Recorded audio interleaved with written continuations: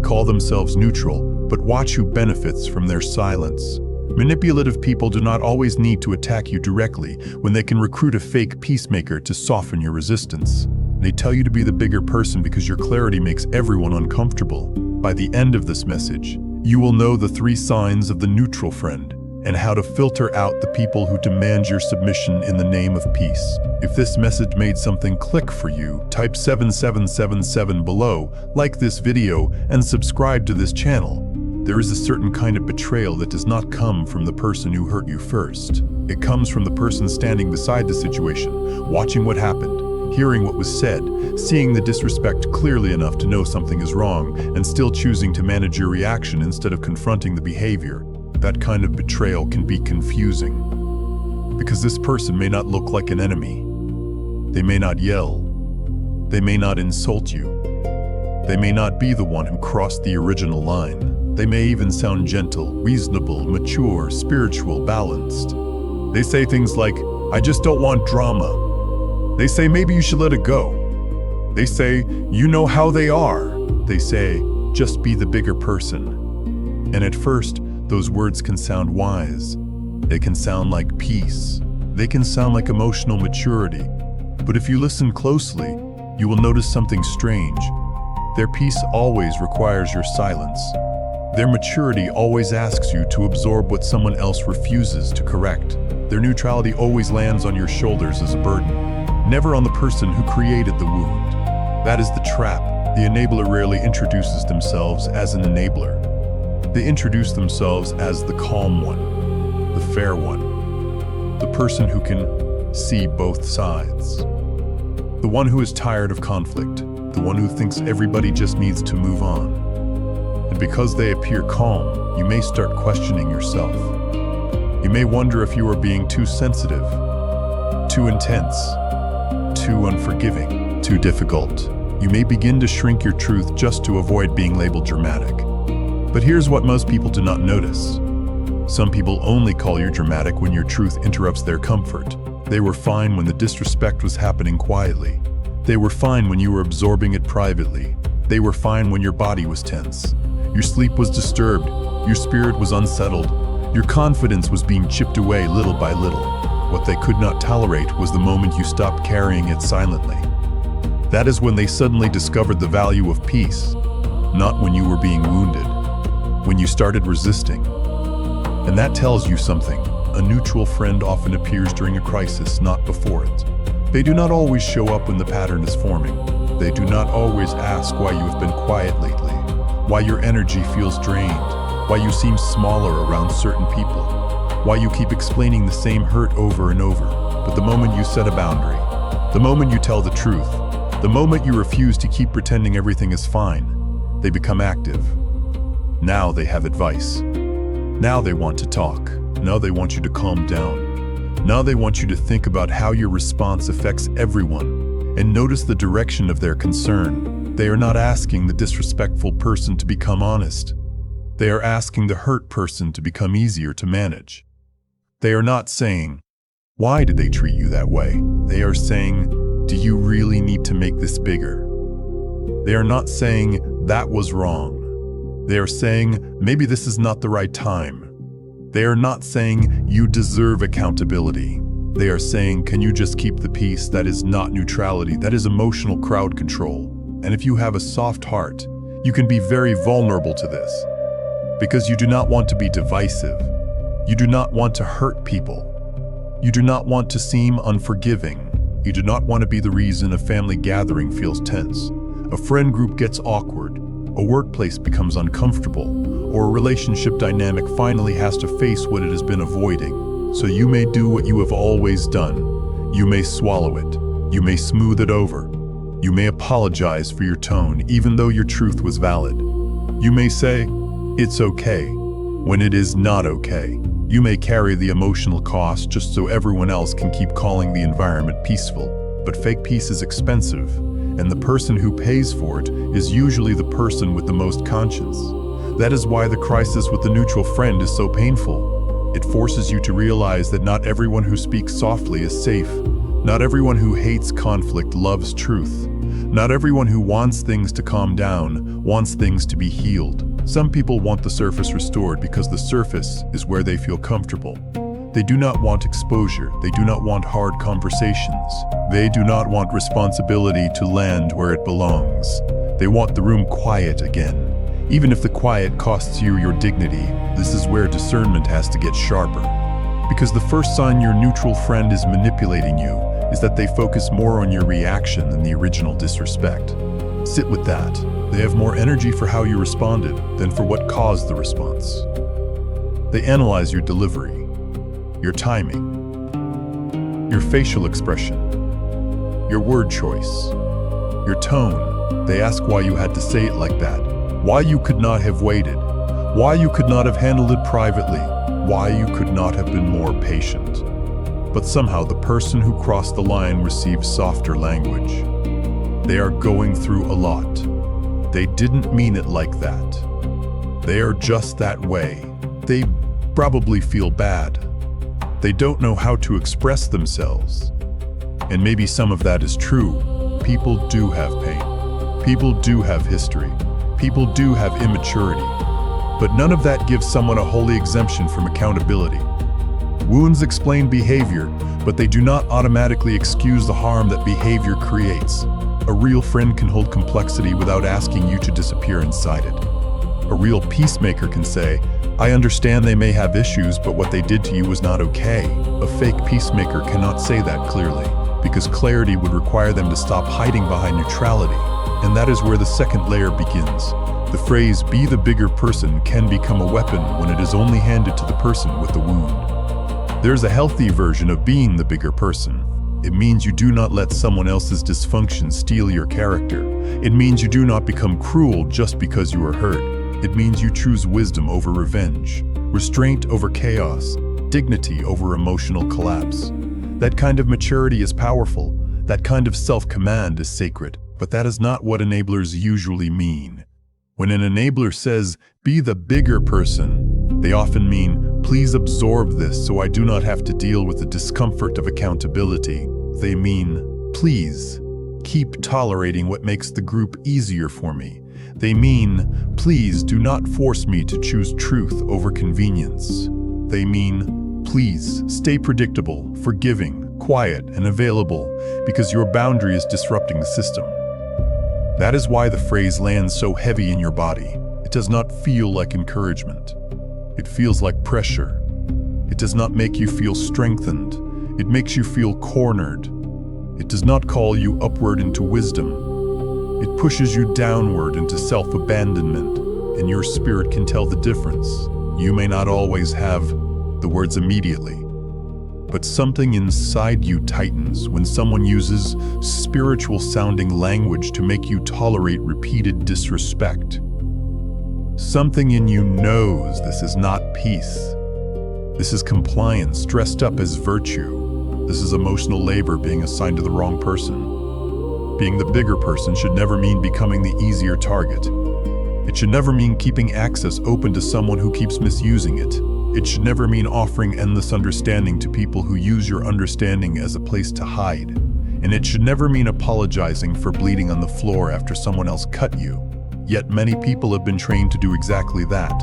They were trained in families where silence was rewarded and truth was punished. They were trained in friend groups where the loudest or most volatile person got protected because everybody feared their reaction. They were trained in relationships where the most sensitive person became responsible for regulating everyone else. They were trained in environments where peace meant nobody confronted the person causing the harm. So when a neutral friend tells them to be the bigger person, an old program wakes up. Maybe I should let it go. Maybe I am asking for too much. Maybe I should be more understanding. Maybe my boundary is the real problem. That last thought is where the trap closes. Because once you start treating your boundary as the threat, the person who violated it no longer has to change. The whole system can remain intact as long as you keep adjusting yourself around the dysfunction. And that is how fake peacemakers become dangerous. They do not always intend to harm you. Some are simply afraid. Some are addicted to comfort. Some confuse silence with stability because they have never experienced healthy confrontation. Some learned early that the safest person to pressure is not the person causing chaos. but the person with enough empathy to care how everyone feels. So they come to you, not because you are wrong, because you are reachable, because you can be reasoned with, because you still have a conscience they can pull on, because the disrespectful person may be too defensive, too explosive, too proud, too slippery, or too unwilling to listen. And rather than face that person directly, the fake peacemaker turns toward the one person who might actually cooperate. You. That is why their request feels unfair, because it is unfair. They are asking the injured person to do the emotional work the offender refuses to do. They are asking the person with self-awareness to compensate for the person without it. They are asking the one who is already carrying pain to carry the responsibility for keeping everyone comfortable too, and they may even make it sound noble. They may tell you, you're more mature than them. But what they often mean is, you are easier to pressure. They may say, you know better, but what they often mean is, you should tolerate more. They may say, don't stoop to their level, but what they often mean is, do not make their behavior visible enough that we all have to deal with it. That is not wisdom. That is the weaponization of your character. And this is where you have to become very careful with people who praise your maturity only when it benefits their comfort. They love how calm you are until your calm becomes a boundary. They love your forgiveness until your forgiveness includes distance. They love your patience until your patience runs out and turns into truth. And suddenly the same strength they praised becomes a problem. Now you are cold. Now you are harsh. Now you are making things awkward. Now you are not acting like yourself. But maybe you are finally acting like yourself. Maybe what they called not you is simply the version of you that is no longer performing emotional compliance. Maybe they were never attached to your real peace. Maybe they were attached to your willingness to make everyone else comfortable at your own expense. That realization can hurt, because it means some people did not love your gentleness as much as they loved how useful your gentleness was. But let that truth make you clear, not bitter. The goal is not to become suspicious of every friend who wants calm. Some people truly are wise. Some people can help you pause before reacting from pain. Some people can speak into your life with honesty and care. A real friend may challenge you, but their challenge will not erase the harm done to you. They will care about your healing, not just your silence. They will encourage wisdom without demanding self-betrayal. The difference is fruit. After speaking with a true peacemaker, you may feel sober but not erased, corrected but not shamed, calmer but not pressured to lie. You still feel connected to your dignity. You still feel allowed to tell the truth. After speaking with an enabler, you feel smaller, guilty, confused, responsible for everyone's comfort, unsure whether you are allowed to protect yourself without being labeled unforgiving. Pay attention to that. Your body often notices manipulation before your mind can organize the evidence. And once you start noticing it, the old phrase loses its spell. Be the bigger person no longer automatically pulls you back into submission. You begin asking, bigger in what way? Bigger as in wiser, cleaner, more self-controlled? Yes. Bigger as in silent, available, endlessly tolerant, emotionally disposable? No. That distinction will protect you, because there is a version of you that can be deeply loving and still unreachable to manipulation. There is a version of you that can forgive without reopening access. There is a version of you that can refuse revenge without volunteering for repeated disrespect. There is a version of you that can keep your spirit clean without keeping toxic systems comfortable. That is the version the enabler fears. Not because you are dangerous in a chaotic way, because you are no longer easy to assign the bill to. And once that shift happens, the next truth becomes unavoidable. Neutrality is not always neutral. Sometimes neutrality has a side, and it is usually the side that benefits from your silence. That is where this becomes even deeper. Neutrality sounds clean until you ask one question. Who does it protect? Because in a situation where one person has been disrespectful, dishonest, cruel, dismissive, or repeatedly unsafe with your heart, neutrality does not land in the middle. It lands wherever the pressure is already strongest. It usually protects the person who benefits from things staying vague. It protects the person who does not want their behavior named. It protects the system that has been trained to keep moving as long as the injured person stays quiet. That is why "I am not taking sides" can become one of the most misleading sentences in a conflict. Sometimes it means, "I am too afraid to stand with truth." Sometimes it means, "I do not want to lose access to the person who caused harm." Sometimes it means, "I know you are easier to disappoint than they are to confront." Sometimes it means, "I would rather let you carry the pain than risk making the powerful, volatile, or manipulative person uncomfortable." And once you hear it that way, the whole room looks different, because neutrality in the face of a clear pattern is not balance, it is permission. It tells the person causing harm that they can continue, as long as they make confrontation uncomfortable enough for everyone else. It tells the hurt person that their pain is only acceptable when it is quiet. It tells the whole environment that image matters more than truth. That is why fake neutrality often feels so suffocating. You are not only dealing with the original wound, you are dealing with the secondary wound of being asked to make your wound more convenient for other people. And that secondary wound can go deep. Maybe the disrespect happened in a family. Someone spoke to you with contempt, embarrassed you, crossed a boundary, dismissed your feelings, or treated your pain like an inconvenience. You finally said, "I am not okay with this." Then the neutral person pulled you aside and whispered, "You know how they are. Just let it go. Don't ruin the day." Notice that sentence. Don't ruin the day, as if the day was ruined by your truth, not by the disrespect that made truth necessary. Or maybe it happened in a friend group. Someone kept making little jokes at your expense, sharing private things, minimizing you, taking small shots, then acting innocent. You finally stopped laughing. You finally said, "That was not funny." And suddenly the neutral friend became uncomfortable, not with the pattern, with your refusal to keep performing ease around it. They say, "Come on.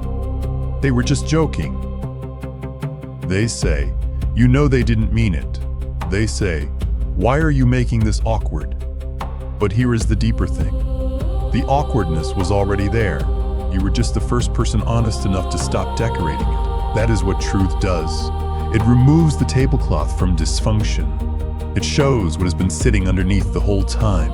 And some people do not hate conflict because conflict is wrong. They hate conflict because conflict reveals what their comfort depends on. Their comfort may depend on your silence. Their comfort may depend on your forgiveness being automatic.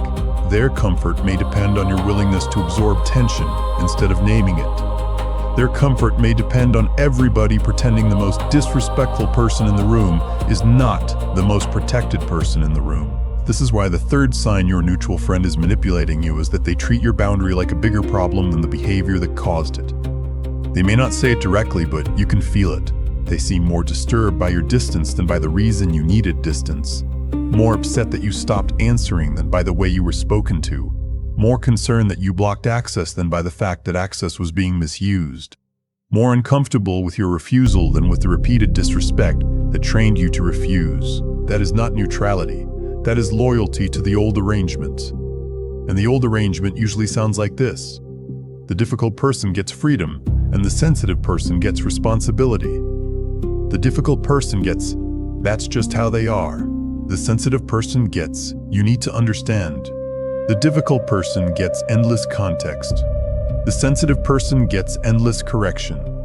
The difficult person gets protected from consequences. The sensitive person gets lectured about forgiveness, and the fake peacemaker stands in the middle, calling that imbalance peace. But it is not peace. It is a system. A system where the person with the least accountability receives the most accommodation. A system where the person with the most awareness is expected to keep paying for everyone else's lack of it. A system where the person who finally tells the truth becomes the threat because truth forces the whole room to choose between comfort and integrity.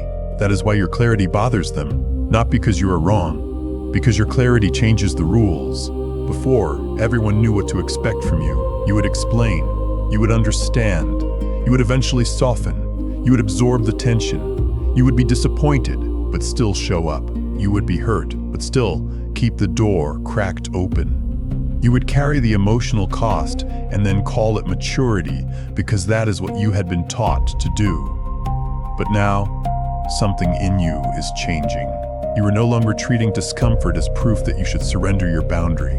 You are no longer letting someone's fear of conflict become your spiritual assignment. You are no longer calling it love to keep participating in dynamics that require you to disappear.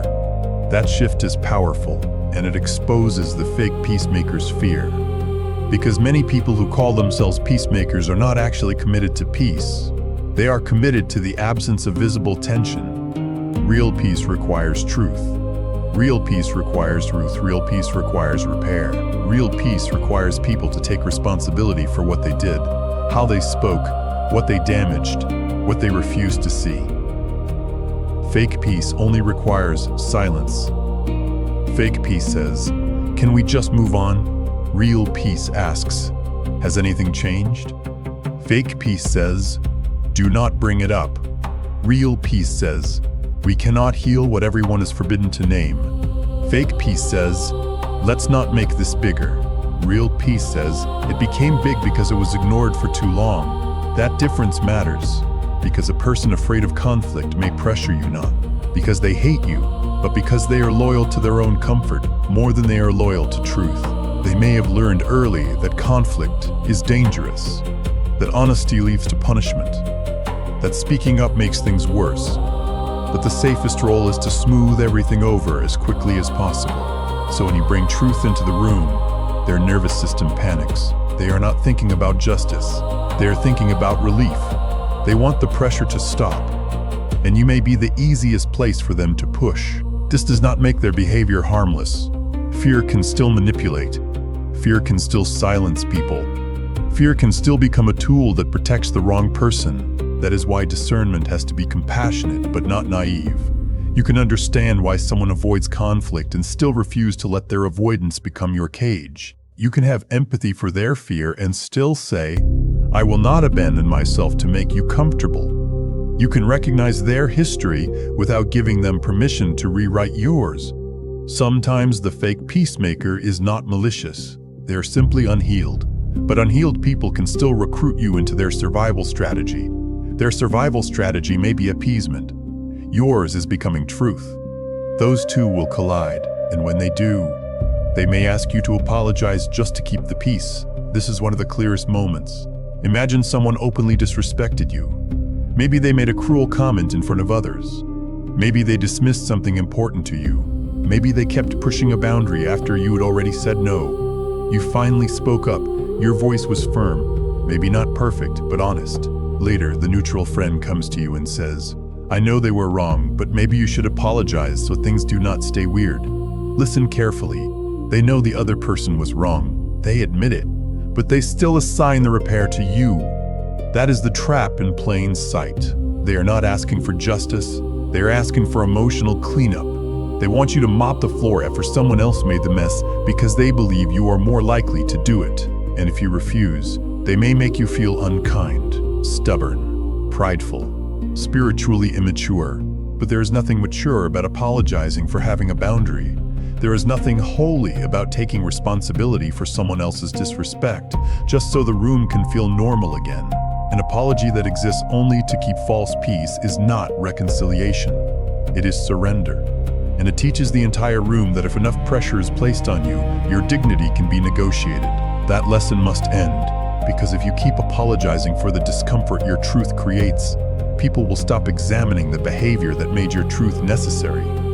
They will learn to fear your honesty less than they fear the consequences of their own actions. They will keep expecting you to be the emotional repair person for situations you did not break. So the next time someone asks you to apologize just to keep the peace, pause before you answer. Ask yourself, am I apologizing because I violated my character, or because my boundary made someone uncomfortable? Those are not the same thing. If you were cruel, own it. If you lied, own it. If you attacked when you could have spoken with more self-command, own that part without surrendering the whole truth. But if your only crime was naming the disrespect, refusing access, or no longer pretending, then let the discomfort stand. Do not rush to rescue people from the sound of truth. Discomfort is not always damage. Sometimes discomfort is the first honest thing that has happened in the room. And when you stop rescuing people from that discomfort, the system begins to reveal itself. Some people will respect you more. Some people will distance themselves. Some people will accuse you of changing. Some people will try to pull the old version of you back into service. That is when you will see who is attached to your spirit and who is attached to your compliance. It is not easy to see that, but it is necessary. Because the enabler's trap works best when you are still afraid of being misunderstood by people who benefit from misunderstanding you. It works best when you still think being loved means being easy to manage.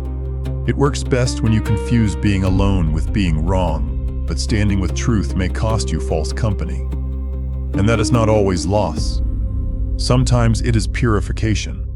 Sometimes it is the first clean air you have breathed in years, because when neutrality keeps protecting disrespect, your freedom begins the moment you stop asking neutral people to validate what your spirit already knows. You know when someone is trying to make you smaller. You know when someone is using peace language to control you. You know when an apology is being demanded from the wrong direction. You know when a friend is not actually helping you heal, but helping the system stay comfortable. And once you know, you cannot unknow it. That is why the next step is not arguing with every enabler. It is filtering them. You need a system that separates true peacemakers from comfort managers, wise counsel from subtle manipulation, loving correction from pressure disguised as maturity. Because if you do not filter them, you will keep handing your truth to people who only know how to dilute it. And the next part begins there. The moment you realize not every neutral person is safe, you stop handing your pain to anyone who sounds calm. Calm is not always wisdom. Sometimes calm is avoidance. With a soft voice. Sometimes calm is fear dressed like balance. Sometimes calm is a person trying to lower the temperature in the room without ever removing the fire. That is why you need a filtration system. Not because you are becoming harsh. Not because you are becoming suspicious of everyone. Not because every friend must agree with you instantly. You need a filtration system because betrayal does not only come through the person who disrespected you, it can also come through the people who try to convince you that disrespect should be tolerated for the sake of everyone else's comfort. And if you do not filter that, you will keep inviting people into your healing, who quietly negotiate against your truth. So the first part of the enabler filtration system is this. Watch where their correction lands. A true friend may correct you. A wise person may slow you down. Someone who loves you may say, I understand why you are hurt, but do not let this make you become something you are not. That kind of correction protects your character without erasing your wound, but an enabler corrects you in a way that protects the person who caused harm. They do not help you become wiser. They help you become quieter. They do not call you back to dignity. They call you back to availability. They do not ask you to respond cleanly. They ask you to return to the same dynamic with a softer tone and a smaller boundary. That is the difference. So ask yourself, after they speak to me, do I feel guided toward truth or pressured away from it? Do I feel more grounded or more guilty? Do I feel called to act with integrity or trained to betray myself again? Your inner response will often tell you what their words are hiding. The second filter is this. Watch whether they can name the original harm without diluting it. This is important. A real peacemaker can say, what happened to you was wrong. They can say, the way they spoke to you was not okay. They can say, your boundary makes sense, even if they also encourage you to be wise. They do not need to blur the truth in order to stay comfortable. But an enabler struggles to name harm clearly. They soften it. They minimize it. They turn it into a misunderstanding before they have fully listened. They say, maybe they did not mean it. They say, they are just stressed. They say, you know their personality. They say, everybody has flaws. And those statements may sound compassionate, but watch how they function. If every explanation removes accountability, it is not compassion. It is protection for dysfunction. A person can be stressed and still be responsible.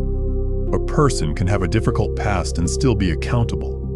A person can have flaws without being allowed to repeatedly wound you, while everyone else calls it normal. So when you are filtering a neutral friend, do not only listen to how kind they sound.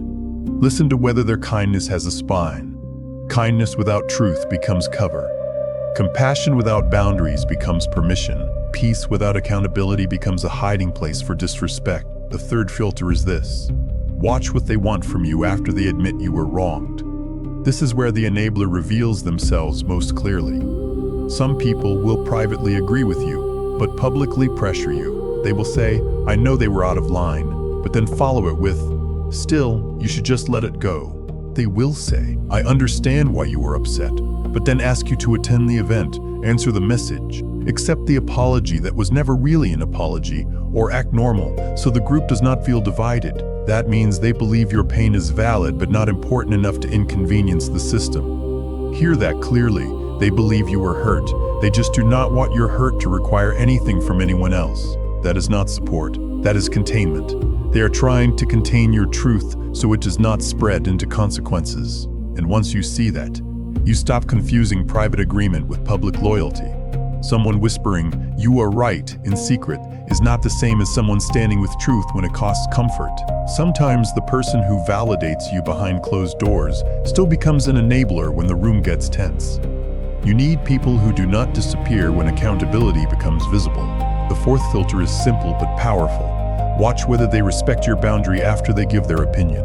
A real friend may not fully understand your decision, but they will respect it. They may say, I see this differently, but I respect that you need distance. They may ask questions. They may challenge you gently, but they will not keep pushing you back toward access that you have already said is unsafe for your peace. An enabler does not stop. They keep testing the door. They ask if you are still mad. They keep bringing up the person. They keep giving updates you did not request. They say they asked about you, as if that should move you. They say, life is too short, but somehow never say that to the person who wasted parts of yours with disrespect. They keep treating your boundary like a temporary emotional episode, instead of a decision born from discernment. That is a sign.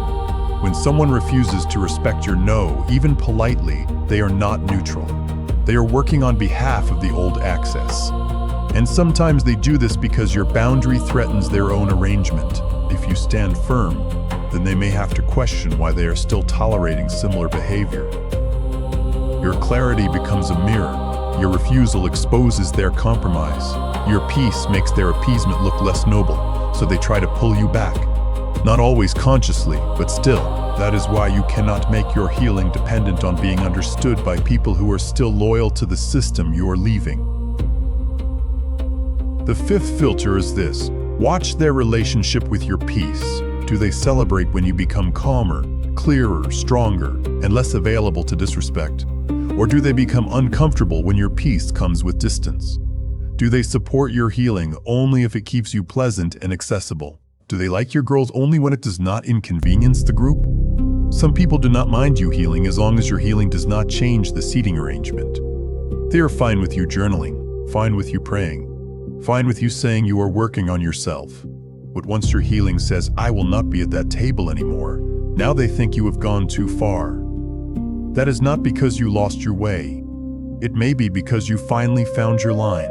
A real friend can handle the line. They do not need your boundary to be convenient in order to respect it. They may miss the old dynamic, but they will not guilt you back into it. They may feel the discomfort, but they will not make you responsible for resolving it by abandoning yourself. That is the kind of friend you keep close. The rest must be filtered, not necessarily hated, not always confronted. Filtered, placed at the correct distance. Because discernment is not only about identifying enemies, it is about assigning access accurately. Some people are not safe for your vulnerable truth. Some people are only safe for light conversation. Some people can love you in certain ways, but cannot stand with you in hard truth. Some people can sit beside you at a table, but should not sit inside your decision-making. That is wisdom. And wisdom does not need to make a dramatic announcement every time it changes access. You do not have to send a long message explaining why you no longer tell them everything. You do not have to prove that their neutrality hurt you. You do not have to argue them into seeing the imbalance. Sometimes the most powerful filter is quiet adjustment. You stop giving them the first call. You stop seeking their permission. You stop sharing details they will only use to pressure you. You stop defending your boundary to someone who keeps pretending not to understand it. You let their access match their fruit. That line matters. Let their access match their fruit, not their title, not their history with you, not how long you have known them. not how spiritual they sound, not how calm they appear. Their fruit. Do they protect truth? Do they respect boundaries? Do they name harm clearly? Do they challenge you without erasing you? Do they honor your peace when your peace requires distance? If not, they cannot be in the inner room. They may still be in your life, but not in your sanctuary. And that brings you to the hardest part of this whole journey, standing alone in pure truth. Because when you stop playing the bigger person in the way people trained you to play it, you may lose applause. You may lose the comfort of being seen as agreeable. You may lose the role of the easy one, the understanding one, the one who always makes it work. Some people may not know what to do with you when your kindness grows boundaries. Let them adjust. You are not responsible for keeping an outdated version of yourself alive so other people can feel stable.